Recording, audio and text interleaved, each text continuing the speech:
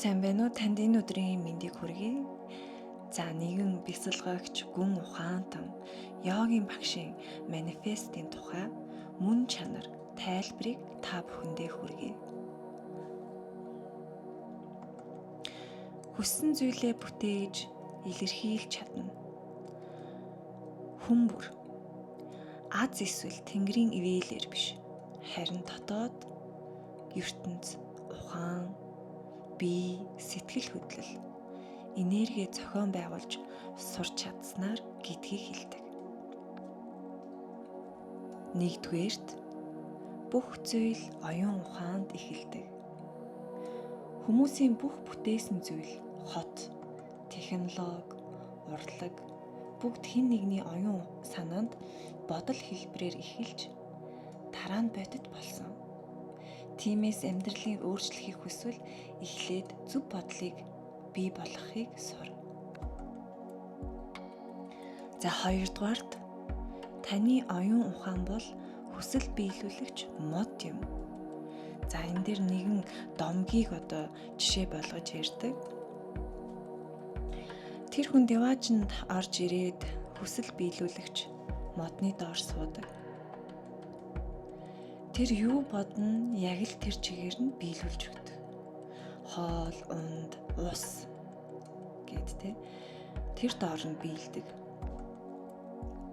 Энэ түүхэн таны оюун ухаан юу ч бүтээж чаддгийг харуулж байгаа. Сайн ч бай, муу ч бай. Хэрвээ таны бодол айдас, сөрөг байвал та сөрөг байдлыг л татна.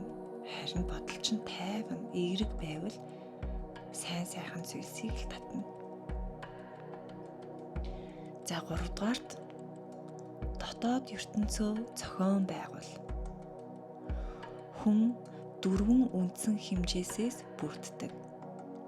За 1-дүгээрт бие, ба, үйлдэл, эрүүл мэнд. 2-дугаарт оюун ухаан, ба, бодол санаа. 3-дугаарт сэтгэл хөдлөл, ба, мэдрэмж. За 4-дүгээрт энерги, ба, амьдралын хүч. Эдгээр 4 тодорхой төвлөрсөн чиглэлд хамт хөдөлж чадвал таны хүсэл аяандаа биелдэг. Гадаад хүчин чармаалт баагч байсан. Гэвч ихэнх хүмүүсийн оюун санаа сарнсан, байнга чиглэлээ сольдог учраас хүссэндээ хүрдэггүй. За 4-дүгээрт итгэл ба төвлөрөл бодлыг хүчрэхэг болгодог. Хэрэв та байнга боломжгүй гэж бодож байвал орчлон ертөнц надад хэрэггүй гэж илгээж буй хэрэг. Харин хялбар итгэл байсан ч эргэлзээг арилгаж таны бодлыг хүчтэй болгодог. Бурхан таны өмнөөс хийдэггүй. Харин орчлонгийн бүтээлч хүч таны дотор ажиллаж эхэлдэг байх нь. За 5-дугаарт үнэхээр юу хүсэж байгаагаа тодорхой болго. Бүх хүн эцэстээ ижил зүйлсийг л хүсдэг. 1-дүгээрт оюун ухаанд амар амгалан хүсдэг.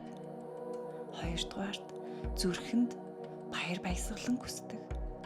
3-дугаарт харилцаанд хайрыг хүсдэг. 4-дүгээрт бие махбодод эрүүл амьдралын эрч хүчийг хүсдэг байх нь.